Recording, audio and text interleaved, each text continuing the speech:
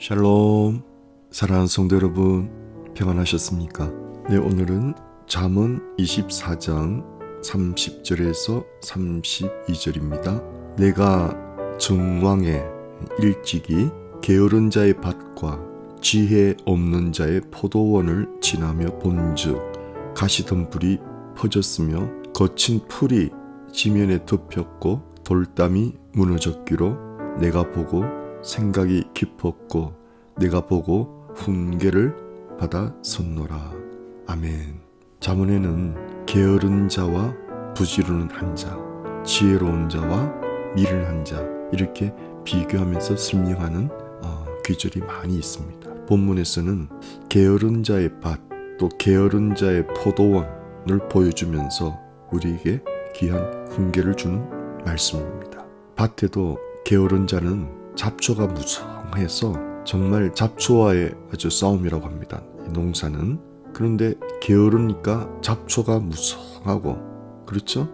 거친 풀이 밭에 다 덮였고, 포도원도 마찬가지로 늘 손질하고 가지치기를 해주고 그렇게 해야 새순이 돋아나고 하는데 가시덤불이 퍼져가지고 있는 상태로, 또 담들이 잘 구축이 되어야 또 덜짐승 이런 것들로 보호를 받는데 돌담이 무너졌으니까 아주 보기도 좋지 않죠. 제가 기도원에 사역할 때도 아주 중요하게 배운 하나의 원리가 노동의 귀중함이었습니다. 하루 우리는 8시간 이상씩 노동하고 예배도 아침, 점심, 저녁, 금요일 날은 금요 기도회까지 4번을 드리는 그건 아주 강훈련이었는데요. 특별히 하루 8시간의 중노동은 상당히 우리 마음을 더 하나님께로 향하게 하는, 잡념을 없애는, 그래서 이 노동을 하면서도 하나님 말씀을 묵상하게 되고, 또 노동하며 땀 흘림으로 말미암아 정신이 맑아지고 영적으로도 상당히 좋은 점을 노동이 주는 귀한 교훈인 것을 알았습니다. 심지어 기도도 노동이라고도 합니다. 기도도 확실히 노동이에요. 노동은 어떤 돈을 얻기 위해 한다기보다 우리 마음을 수련하기 위해서, 마음을 연마하기 위해서 정말 필요한 것입니다. 노동을 전혀 하지 않고 이 머리로만 쓰는 직업을 가진 사람들은 사실은 영적인 균형이 깨어집니다. 적절한 노동은 심신에 상당히 유익을 가져다 줍니다. 우리 기도원에서 마약 중독 청년들이 많이 왔었는데요. 그들의 특징은 굉장히 게으릅니다. 노동을 안 하려고 합니다. 그래서 우리 기도원 원칙은 노동하기 싫어하면은 먹지도 말게 하라는 성경 말씀을 근거로 노동하기 싫어하면은 금식을 하게 했습니다. 그러니 처음에 이 중독 청년들이 일하기 싫으니까 금식을 택하거든요. 그런데 뭐 금식이 쉽습니까? 하루만 지나도 견디기 힘드니까 일하러 나와요. 그럼 일하고 나서 밥을 맛있게 먹고 또 일하기 싫으면은 또 금식하게 하고, 이걸 반복적으로 하다가 중독이 치유되는 경우도 있었습니다. 그래서 은혜 받은 청년들은 아주 장기 금식에 들어가서 그 중독을 뿌리 뽑는 그 놀라운 역사가 일어났습니다. 그래서 저희 기도원 정말 훈련 내용은 노동, 금식, 예배, 이 3가지가 상당히 많은 영향력을 주게 되었습니다. 그래서 이제 중독이 치유된 청년들은 나타나는 정세가 말하지 않아도 스스로가 노동을 하는 것입니다. 새벽 예배 스스로가 나오고 그전에는 일일이 깨워야 됩니다. 그런데 은혜 받으면은 스스로가 일찍이 일어나서 새벽 예배 나옵니다. 그것이 변화의 첫 모습이고요. 두 번째는 새벽 예배 마치고 또 피곤하니까 잠을 자는데, 은혜 받은 청년들은 새벽 기도 마치고도 그 기도 넓은 마당을 막 씁니다. 빗자루로 마당을 쓸고 하는 모습을 보면은 정말 치유가 되었구나, 그걸 깨닫게 돼요. 참 이 노동이 얼마나 심신을 맑게 하는지 모릅니다. 저와 여러분들도 마음이 이 샬롬이 없을 때 그 마음을 다스리는 방법 중에 하나가 노동을 하는 것입니다. 마당을 한번 쓸어본다든지, 예전에 우리 어머니들은 마음이 불편할 때, 마음이 속상한 일이 생길 때 빨래를 막 한다 그러잖아요.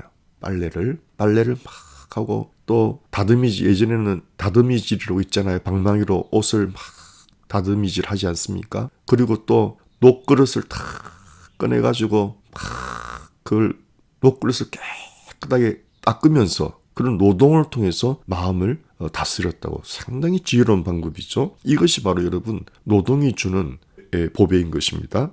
노동은 정말 돈 벌기보다 심신을 유익하게 하고 마음의 독소를 제거하는, 그래서 쉽게 돈 버는 사람들, 특별히 여러분 그 재벌의 자녀들의 사회적인 문제들 많이 보죠. 마약에 빠진다든지 막 갑질을 해서 예전에 뭐 땅콩 회항, 말도 안 되는 그런 참 역겨운 모습들을 보지 않습니까? 그런 사람들이 땀 흘려 노동을 해봤을까요, 여러분? 그러니 물질로만 사람을 평가하고 물질로만 온 세상을 바라보니 밑에서 일하는 사람들을 정말 아주 종부리듯이 하려는 그런 재벌들의 자녀들의 그 추한 모습을 우리가 보지 않습니까? 그들의 특징은 뭐죠? 노동 안 하죠.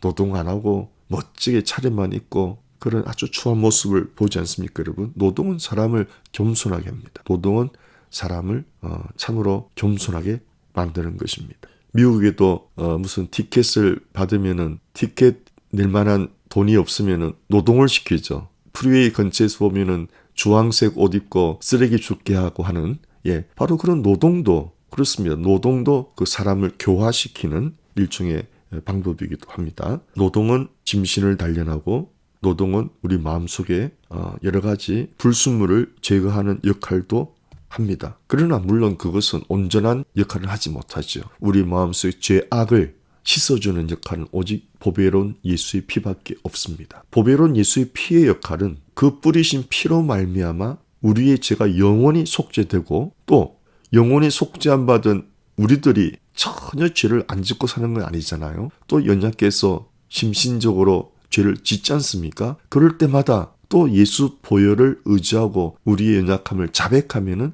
또 보혈은 씻어주는 역할을, 그래서 주님 앞에 서는 그날까지 씻어주는 역할까지 하는 이중의 역할이 있는 걸 믿으시기 바랍니다. 보혈은 첫째 믿을 때, 우리가 예수 그리스도의 보혈을 믿을 때 그 믿는 순간 우리 죄가 영원히 속죄되고 죄로부터 해방되고, 또 그러나 세상을 살아가면서 이 죄악 가득한 세상 속에서 우리가 넘어질 때마다 우리가 그것을 슬퍼하고 자백하면은, 신실하게 자백하면은, 그걸 뉘우치면은, 입술로 고백하면 그 즉시 예수의 보혈이 또 그 죄를 씻어주는 역할을, 이 이중의 역할을 하는 걸 꼭 믿으시기 바랍니다. 이것이 근본적으로 우리의 죄악을 처리하는 하나님의 방법이십니다. 그러나 일반적으로도 우리 마음속에 어떤 잡념이나 또 여러 가지 불필요한 감정들이 생길 때 노동을 통해서 우리의 마음을 새롭게 할 수 있는 그런 은혜가 되는 것입니다. 노동과 말씀 묵상, 이 두 가지는 정말 이것도 철도의 레일과 같습니다. 여러분 노동하지 않고 말씀 묵상을 하루 종일 할 수가 없습니다.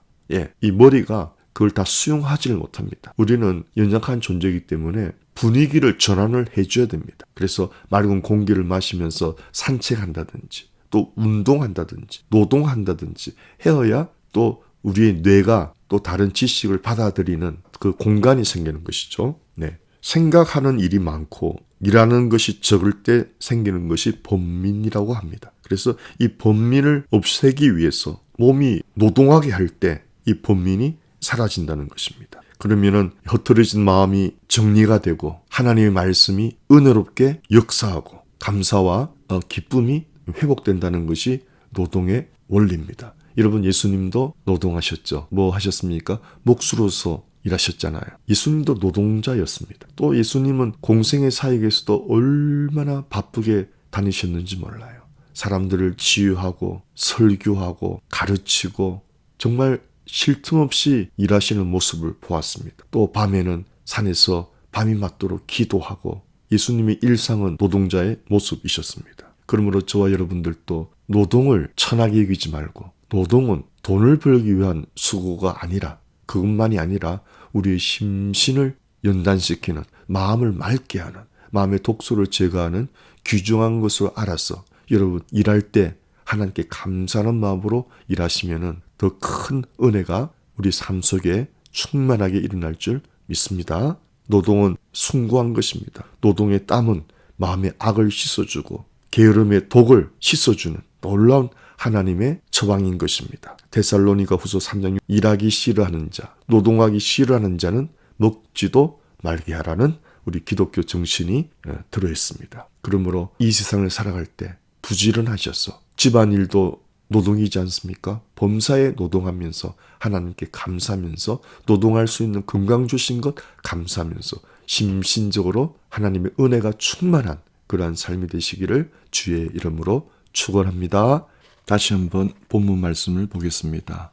내가 정왕의 일찍이 게으른 자의 밭과 지혜 없는 자의 포도원을 지나며 본즉. 자, 이것을 영적으로 또 한번 해석하면은 우리의 마음 상태로 볼 수 있습니다. 밭은 우리의 마음의 상태, 포도원은 영적으로 교회죠. 우리 성도님 한 분 한 분은 교회의 몸이죠. 주님의 몸이지 않습니까? 그러니까 주님의 포도원이니까 우리의 마음의 밭의 상태, 영적인 밭의 상태가 어떠느냐 보니까 가시 덤불이 퍼졌고, 이 게으르고 나태하면은, 게으름과 나태는 사망에 이르는 아주 무서운 죄 중에 하나입니다. 이 게으르니까 마음에 가시덤불이 가득해요. 마음에 염려 근심의 가시덤불, 미움과 정오의 가시덤불, 게으름과 나태의 가시덤불, 이런 좋지 않는 가시덤불이 마음에 가득 퍼진다는 거죠. 또 거친 풀이 덮여 있어요. 거친 풀이. 말씀과 기도로, 노동으로 깨끗이 정리정돈되어야 할, 새로워져야 할 마음이 옛것으로 가득한, 옛사람의 잡초들로 가득한, 그래서 온갖 잡념, 망상, 사욕, 종욕, 탐욕으로 가득한 잡초로 덮였단 말이죠. 또 돌담이 무너졌기로, 돌담은 방어하는 것 아닙니까? 외부의 유혹으로부터, 마귀의 공격으로부터 방어하는 기도의 성벽이지 않습니까? 기도의 성벽을 이뤄야 되는데 기도하지 않고 말씀 묵상하지 않으니까 돌담이 무너져 있는 상태다. 이렇게 영적으로 또 해석할 수가 있습니다. 사랑하는 성도 여러분, 게으름과 나태는 죽음에 이르는 7대 죄악 중에 하나입니다.